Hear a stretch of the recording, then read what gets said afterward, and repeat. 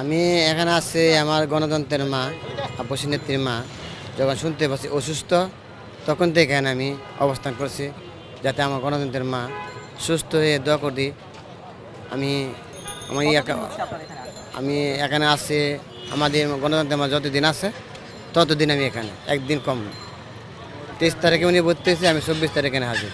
ফুসফুসি দান করব, কিডনি দান করব। দান করার উদ্দেশ্য আমার একমাত্র আমার এই গণতন্ত্রের মা দেশে ফিরে আসবে আর 20 কোটি মানুষের উন্নয়ন করবে। তার তার গুণও বললে শেষ করা যেত না। তার যেই গুণ অর্জন করছে, একজন নারী হিসাবে যে গুণ আছে তার, আমি মনে করি বাংলার বুকে নারী এরকম নারী আছে কি না, প্রেসিডেন্ট হবে কি না, আমার মনে হয় জানা নাই। তা আপনাদের মাধ্যমে আল্লাহর কাছে শুকরিয়া জানাই, আল্লাহর কাছে ফরিয়াদ জানাই যাতে আমাদের গণতন্ত্রের মা আমাদের যে ফিরিয়ে দেয়।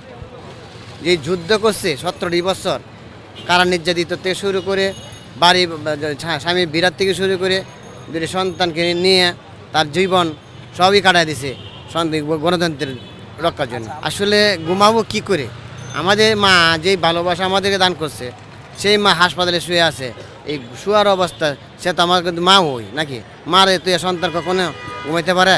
ঘুমাইতে পারে, ঘুম আসবে না, এটি স্বাভাবিক, ঘুম আসে না।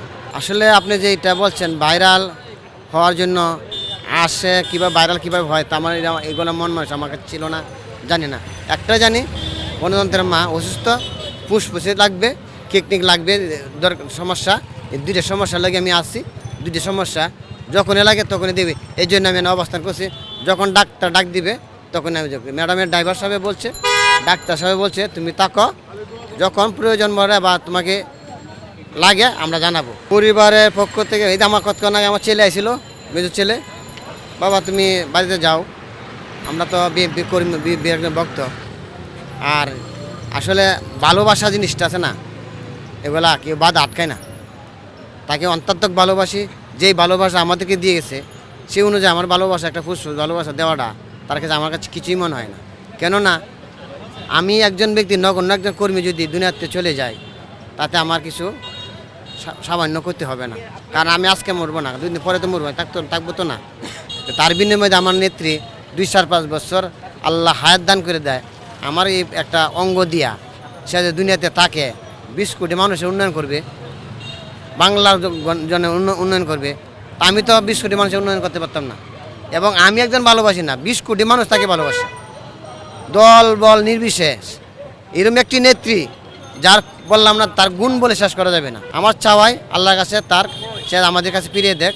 আপনি যদি বলেন একটু মনে ধরবো, আল্লাহ যেন আমাদের কাছে ফিরিয়ে দেয় অন্তত 2-4-5টি বছর নেক হায়াত দান দিয়া, অন্য হান্তে দরকার আমার আয়ু থেকে নিয়ে কেটে দেয়া, আমাদের হায়াত থেকে আমার তো আয়ু আছে না, তা কতদিন আয়ু আছে আল্লাহ জানে না, আমার আয়ু থেকে কেটে নিয়ে আমার গণতন্ত্রের মাকে দান করে দিয়ে আমাদের কাছে ফিরিয়ে দেব। সেই কামনে আমরা আল্লাহর কাছে চাই আমাদের কাছে ফিরিয়ে দেব। আল্লাহ যদি আমাদেরকে নেত্রী ফিরিয়ে দেয়, আল্লাহ কোনো কমতি হবে না, আল্লাহ যদি নিয়ে যা আল্লাহ লাভ হবে না। হায়াত মৃত্যু তো একদিন হবে, আজকে আর 5 দিন 2 দিন পরে।